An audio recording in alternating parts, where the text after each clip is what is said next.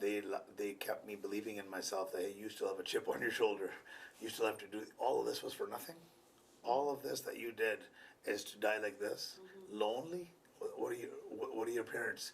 What are they going to say? How my son died? You know, in the end of all of that, I started thinking of these things when I was alone, and so I only had one thing to reach on to was the discipline that I developed from training as a young kid, right? And that's one thing I knew how to do. So I started training again on my own, by myself, homeless. I started push-ups, squats, running, push-ups, squats, running, getting a roof over my head is easy. I know how to get in with people and do things, and when I'm ready, I'll do it. But I pushed everybody away on purpose, right? Because I wanted to live in the gutter, because I wanted to die, right? And that's a dark place, because anything can happen any day. You can die any day out there, right? You know, and like I said, पाठ कीता सीगा, सेवा कीती सीगी, mummy हुनी पाठ करदे आ, daddy हुनी पाठ करदे, although जेड़ा पाठ कीता सीगा, it protects you and saves you. So where it brought me back from, that dark place, not many people, first of all, go there, and second of all, very few even come back from there. Yeah. Right, so I was able to come back, I straightened myself out, and but I straightened myself out to the point where I wasn't going to go to school or do anything productive. I only knew how to do one thing, all right? And I went right back to that, sober and clean. All right, and I made my money back, and I got back on my feet, house, car, everything back, okay, within about a year. So this had given me so much to bring me back to life, and I had ignored every sign that this path was not for me. I had ignored them all, right, thinking I would beat the odds. All right, and that's the problem with a lot of our community too. We think that we're going to beat the odds and become that one person who's successful in this industry. That one person. You're different than the other guy. We always think we're different. We always Yes. think we're better, right? But it's an illusion. It's an illusion. That the Kahavata Purani, there's only two ways it's going to end up, right? It's truth, jail or death, right? So speaking of that, 1.5 years goes by, and now I'm back at a high level, and I've learned I don't drink alcohol anymore. I've learned, because a lot of my drugging was associated with alcohol, right? You know what I mean? So as soon as I stopped the alcohol, I started becoming more clear-headed, and my exercise was full on point. I became a militant, disciplined drug dealer, okay? And so when that happened, 1.5 years in, my house got raided, and I got a very big charge. Okay, now I'm 24 years old, and I go to jail. The judge didn't let me out because of my previous history and my previous record. And they wanted to give me 7 years, but I paid for my lawyer with every last penny I had. I borrowed money from my dad to pay for my lawyer. And of course, apne karde hunde, right? You know, and my dad, you know, he's been working in the mill all his life, providing for us. And I'm sure he paid me with money he never had, right? Paid my lawyer, and the 7 years turned into 3 years. So, 24 years old, I'm sitting in jail and thinking, how did I end up here? Right? That's when I started dissecting every little bit of my life. Up until that point, I hadn't dissected it at this level. Sure, when I was down and out, hitting rock bottom, I thought of some things, but now I'm clear-headed, and I'm thinking, I'm like, every choice has an equal or opposite reaction. I open this door, I have to go down this path. I open this door, I have to go down this path. And I started learning about why I made these choices. How did I do that? I started reading books. And book after book after book after book. And I started, I'm like, oh, that makes so much sense. That makes so much sense. And the self-awareness started to come. I started training, full discipline, I started training inmates. I started training prison guards. I started making meal plans. And at this time, I had a girlfriend, and I'd been with her for about 6 months, and she was a keeper. And how I knew that, because when I got charged, she would come visit me every time.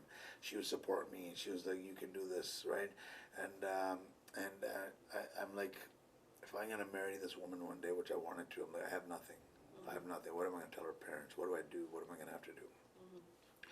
I'm only good at 2 things: selling things or training, right? And that's where I made the decision, I'm going to sell training.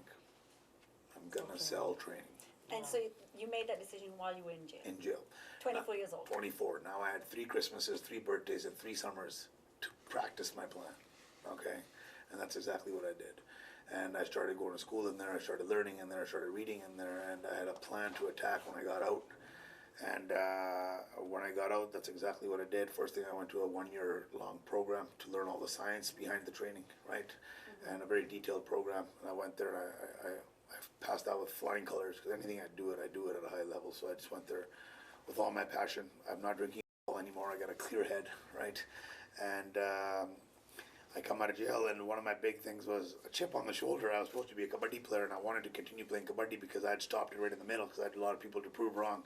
So I trained my butt off. I flew to India. I lived there for 8 months with the kabaddi teams, and I played kabaddi. I played So in kabaddi India? in India, where the root of it all was, right? And so I went there, and I lived in the pins. I went to the shahrs. I went in everywhere they went, and I got the respect from the biggest level of kabaddi players in the world, from their coaches, for how my physique was, how impressive my explosive power and my strength was.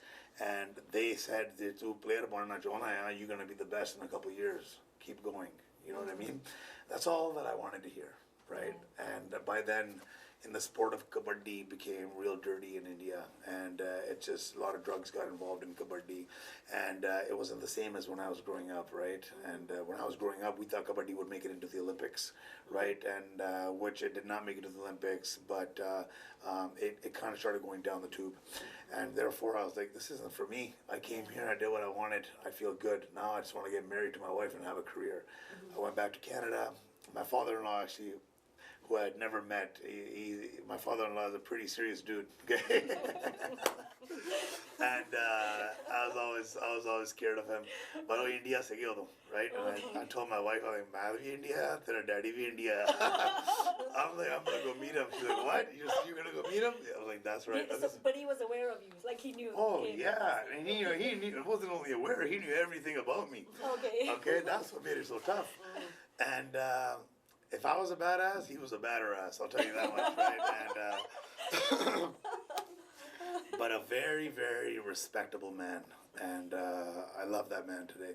And so I rented a car, had a driver.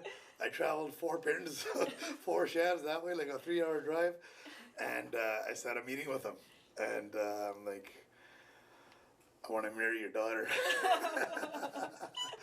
Was it just him, or was it? Oh, he had a person with him, but he made him wait outside the room. So it was just me and wow. him, one-on-one, in his favorite restaurant, right? And he, like, of course, I'm not eating anything. I'm just nervous. I'm sweating, right? You know. And long story short, I said, "Look, you know who I am. You know where I've been. I'll tell you one thing. I'm gonna take care of your wife."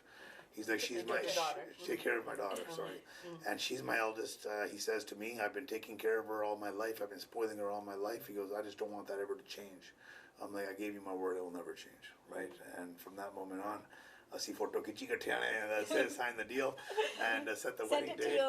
Right away, check, Deal confirmed. is The deal sealed. was done.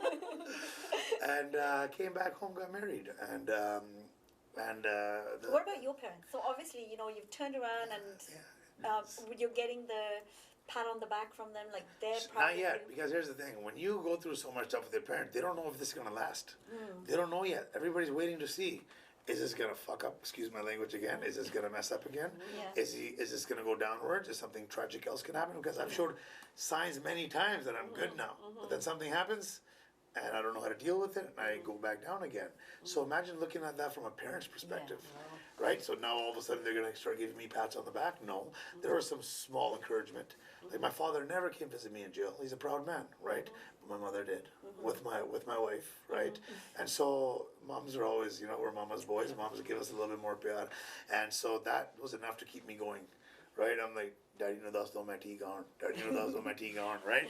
And she's like, "Daddy no pata hai, just keep doing what you're doing," right? And so again, I wanted to prove to them that everything they did in raising us, it wasn't a lost cause, right? And that's what motivates me today to do what I do too, as part of my motivation.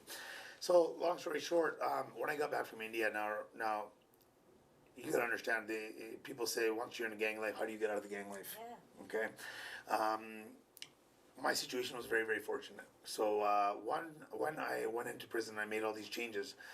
Remember, I had a reputation in prison, so I was able, because of what I did on the street, so I was able to easily have my way in prison with all the baddest people in the world. You know what I mean? Just like I did at my schools, just like I did wherever within my crew and my team. So I was able to maintain my level of respect, but my friends outside, my crew, my team, they started hearing what I was doing in there. They he's training people in there. He's changed his life. He's actually, he's very, people will come out and tell them when they get released. So when I got out, I said, look, I want to go to school. This is what I want to do. And remember, they weren't just gangsters I worked with. They were a family. Okay? I ate with their parents. You know what I mean? There's so much love there that they were like, you know what? You're one of us who is always different. You're one of us who can do things that we can't do. Go do what you have to do. So, Which I just want to say, like, nowadays, I don't think it's like that. So no, if you get into the gang even life, back then it wasn't like that. I was Oh, very fortunate because my upbringing from Williams Lake allowed me to not just hang with them after school. I lived with them. Yeah. I lived with them. I shared every experience with them. I taught them things that they never knew because I come from a different upbringing. I was older than them, right? And then they seen me go down the path with drugs and recover from that, which is very rare. Yeah. Now they wanted the best for me. Now they seen me go to India and play kabaddi. These are things that gangsters don't do, right? And so they seen something was different, and I thank God that they did, because they allowed me to chase and follow my dreams. And the sad thing is that while I was following my dreams, they got into a gang war, and they're all dead. Okay, and I went to so many funerals. I cremated and buried so many of my brothers, all right, with their mothers crying, right? They weren't even married, a lot of them, I washed their bodies, put their clothes on, and I sent them away, and dude, that makes you a certain type of way, and that makes you grateful and privileged for every single thing that you have in life, and I'm so glad that my mom wasn't the one crying there. My parents weren't ones that were crying there. So now this gave me the motivation to the choice I've made now. I'm going to take this somewhere, and I started training people out of my family members, my friends, for free in parks, just to show them that I knew what I was doing. I would start changing one body, next body. People were like, "Holy cow! Well, look what he did to you! Look what he did, transforming people." And I wasn't just transforming their bodies, I was transforming their minds, their way of thinking, right? And so once that started happening, the word started getting out, and I started getting better and better at it, because I had used the same discipline that gave me my life skills. What gave it to me? My training gives us discipline, consistency, patience, tolerance. These are things that we need to succeed in life, right? I got it all from training. So I'm able to give this to other people through the training, right? So, and my goal isn't to make their body at a certain level. My goal is to take their mind at a certain level so they can keep doing this for the rest of their life, right? And I started working in my buddy's gym. I got more and more popular, and I got married. And after I got married, I said, "Raman, let's move somewhere." And we moved to the island. And I just wanted to change the setting. Just so much wreckage here in Surrey. I just wanted to go. Went to the island. I opened up my own business there, House of Gains, and it was in Victoria, and then opened up a second location in Langford. And we got older. We bought a house, and we started getting older. We started thinking about having kids, and then we had a son, beautiful baby boy, and his name is Zane. And when that happened, so me and my wife were alone on the island, no family, no nothing, and of course, having a son, he needs his grandparents, he needs his family around him to be raised. I don't want to be raised without any family, right? And so, and at the same time, Surrey, all my friends are like, "Dude, you're training on the island. We're hearing about you. What about us?" Right? I'm like, "Does he pass anything like this, right?" Right? And they're like, "No, we will," because Surrey had a big real estate boom, and everybody was having exposable income at that time. Everybody driving a Range Rover, and putting TV shows. They want Lapia. You should take care of your health, and we need to exercise, and it's a craze band Lapia, right? And so I set up my third location here, and this one took off. And so since then, me and the wife are back here, or back and forth from the island to here, and we train people. And the whole purpose behind the training is to help people's mindsets, and to give them solutions to their problems through training, just like training has done for me, right? And yeah. But I think that's so powerful, because you can go to a personal trainer that doesn't have your story, and it's not as, I'm not saying they're less, but the impact is very different. Yeah, it's like I respect every personal trainer out there, because they're all trying to make the world a better place by helping other people. right? Now, everybody, like, they've been raised differently, they have a different perception in life, they haven't gone through things, or maybe they've gone through more things, right? So when a person comes to me for training, they're not just coming for the gym, they're coming for a friend, they're coming for a counselor, they're coming to let out their emotions and talk to me, right? So I can handle all that from everything that I've been through, right? Training is just one aspect, right? It's about turning people from humans into superhumans, right? And elevating their mindset, elevating their frequency, trying to get them away from the alcohol, trying to get them away from other things that are causing them to stay where they are at, right? You know, and that's where I have experience with, right? I want to be superhuman. You know, and I just want to say from a parent's perspective, you know, I have two sons. And I think when my older son was growing up, he gave me a little bit of trouble. Like, trouble as in, he hit a parked car. You know, he's like, oh my God, you're not gonna give me money to fix that. I'm gonna kill myself or things like that. You know, whereas, and I'm thinking, I didn't know how to be a parent to that. I would say, you know what, you're not gonna kill yourself. I'm gonna kick you to death or something like that for making the stupid mistakes. Like, even being a parent, I'm thinking, you know, we are not equipped with how to deal with the situations. But then I feel like now when I look at my younger son who's now 24, and I think, you know, I go to bed without even a worry, thinking that what he's doing, because, you know, like, he's safe. You know, you know, we have a very good relationship, good or bad. I have created this platform where he can come and talk to me and say, Mom, I made this mistake. I said, you know what, the best thing happened to me as a parent when he came to me and said, I know you're going to be disappointed, but I'm going to tell you the truth. Oh, great and I feeling. said, you know what, I am disappointed, but I love you for being so honest. You know, so those are the things, but I can't even imagine. You know what? And there's so much pressure on children. You know, there's it took me so much to understand why children do what they do. You know, but also, like, I wasn't a child in Canada. I have been always, you know, a few years into Canada, I had been a parent all the time. So from a parent's perspective, you know what, we need to take very active roles in our children's lives. You know, we are the ones, if we can create that environment at home, we can shape, direct where children are going to head. That is the solution right there. You nailed it on the head. So, going through what I did with my parents, having two sets of parents, and realizing that there's a gap. Once that gap happens, you have no control over what happens with your kids, right? How does that gap happen? Because our parents are busy working, we're at school. So, like you said, they don't need cars, they don't need fancy houses, they don't need fancy clothes. All they need is time. Time. That is the number one solution. If they have a daddy at home, they're not looking for daddy on the street. If they get a pat on the back at home, they're not looking for one on the street. And so from that now, I have a project called the Been There Done That project. Been there, done that. Okay, it's a charity project. So what we do now, we set up residential programs for kids from age to 8 to 18, and it's in a nice house where there's beds, there's food, there's a chef, and what we do every day, we teach them life skills, we train them exercise, we teach them things that they don't learn in school. Okay, we teach them how to deal with their parents. Okay, we teach them how to succeed in society here today. We take them on recreation field trips every day to, maybe it's ice hockey, maybe it's something else, maybe it's to watch a movie. And on the weekend, we have a segment where we just deal with the parents. Okay, and so that when we deal with the parents, the kids aren't present. We talk to the parents on how to keep that communication level at par with their children before they lose their children. Right, that's the whole purpose, is this, to bridge the gaps between the children and the parents. And the motivation comes from all of my friends who have died.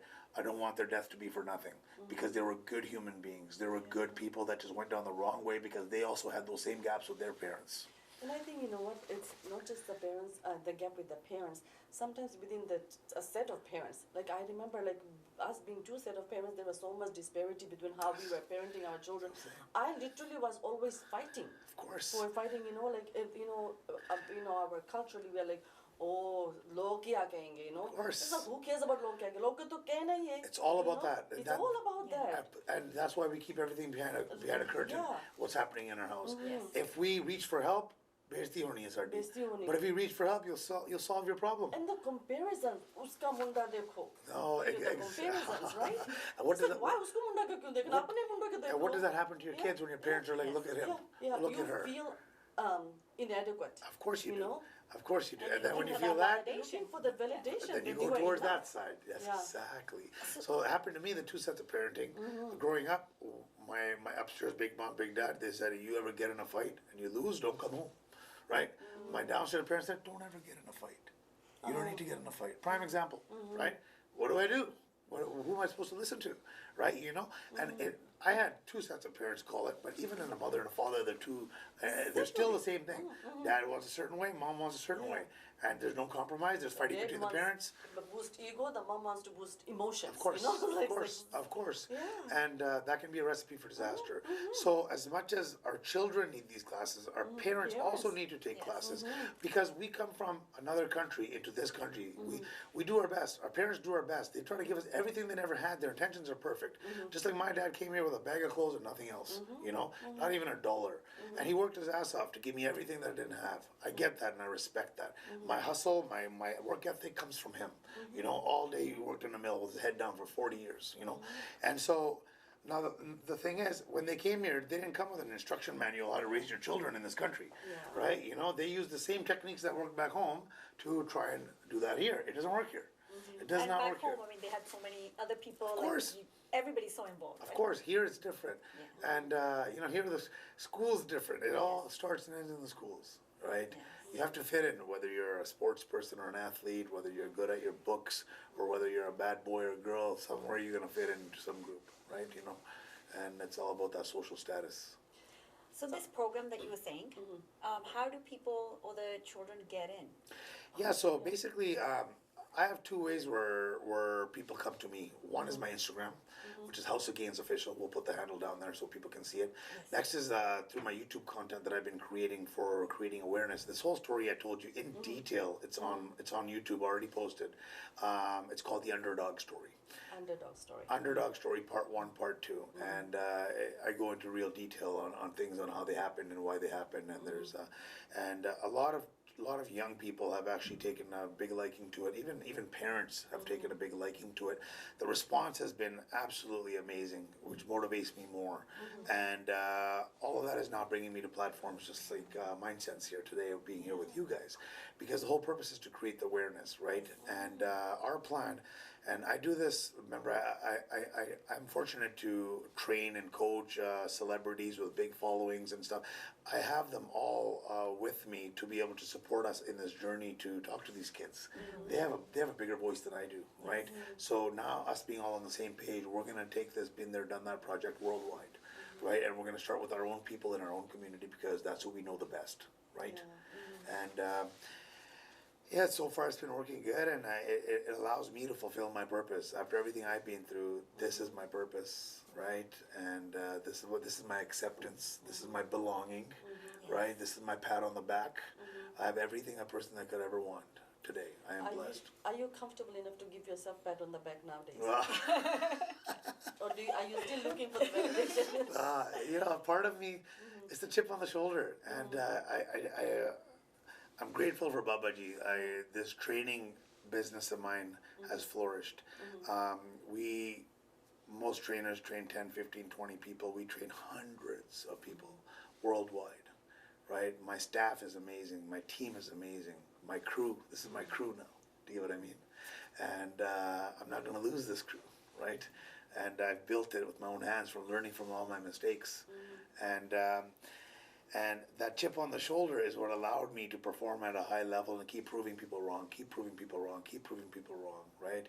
But you talk about, am I able to give myself a pat? I don't think today now I have to prove anybody anything. I love that. Right. So on that note, I'm thinking, today we can say we are not our mistakes. So. Yeah, such a powerful story. I mean, and your it's journey always is incredible. somebody that's making a difference that's actually been through it, and I think that's the connection that happens because when the kids and the parents relate to you because you have actually been there. It's not like you've seen it or you're just creating or awareness. you read about it, It's, or yes. It's way not just more a powerful. job. Sometimes we do a job to pay our bills. For you, it's more than that. Like you said, you are a friend, you're a counselor. You can relate. Of course. You have the personal understanding. You know when people are going down, when the people are going up, all of that. You know how many people come to me that have alcohol or drug problems and they're going down the wrong path. Their parents bring them, they don't even know about my story, and they just bring them to me because they feel something, right? And then now they know about the story and more of it's starting to come. I'm able to help people from using my story, and many people like myself have stories, powerful ones, even more powerful ones, right? The purpose of my story is to shed light on issues that we all go through, right? Raise awareness, right? I told you I'm not here for Mashuri, my business is fine, I'm doing great. I want to, everything that I went through, everything my parents went through, everything that my friends went through and their parents went through, I don't want that to be a waste. That's where the Been There, Done That project comes from, right? It's done in the name of all the angels that weren't able to be here today with me. You know, I wish time wasn't of essence. I feel like we could continue to talk to you, you know. For sure. You have to come broke back. Yeah, for sure you have to come back. And also, I think that you have broke the MindSense platform, you know, recording time, because, you know what, the journey that you have been, like, I know, you it's say, amazing. you know, it's, I don't even know how to sum it in words, you know, and the strength you display, the courage, and the difference you are making, you know, that's like, it's commendable. One word, I'm grateful. That's Yeah. it. I'm grateful to be here today and sitting in the seat. And so before we end, anything you'd like to say to people watching? Let's sum it up with, there's many of you out there who lose hope, and many of you out there who are struggling, whatever kind of struggle you have, we can all relate. And there's always a way out. There's always a way to overcome it. You just have to believe in yourself and never lose hope. And if anybody needs help reaching out to me is an option, our contacts will be down there, and you're more than welcome to give us a call. Thank you so much. It was so wonderful having you on MindSense. Likewise. And Thank you so much. I'm so proud of you and feel so inspired. Thank you so much. Until then, I'm your host, Sarita Chand. And I'm your host, Neena J. ਪੂਰੀ ਅੱਖਾਂ ਕੱਢਦੀਆਂ ਦੇਖ ਪਾਈ ਮਿੱਤਰਾਂ ਨੇ ਫੈਂਗੀ ਨੇੜਤੀਆ ਮੁੰਡੇ ਦੇਖ ਮੱਚ ਗਏ ਲੋਕੀ ਹੋ ਗਏ ਐਂਗੀ ਲਾਈਫ ਸਟਾਈਲ ਕਾਨੂੰ ਐ ਫਲੈਸ਼ ਕਰਦੇ ਨਾਰਕੋਆਂ ਵਾਂਗੂ ਦੇਖੀ ਐਸ਼ ਕਰਦੇ ਮੇਰੀ ਲੋਕੀ ਲਾਈਫ ਜਿਹੀ ਮੁੰਡੇ ਆਵੇ ਟੀਵੀ ਵਾਲੇ ਫੋਟੋਆਂ ਨੇ ਤੇਰੀਆਂ ਦਿਖਾਉਣ ਲੱਗ ਪਏ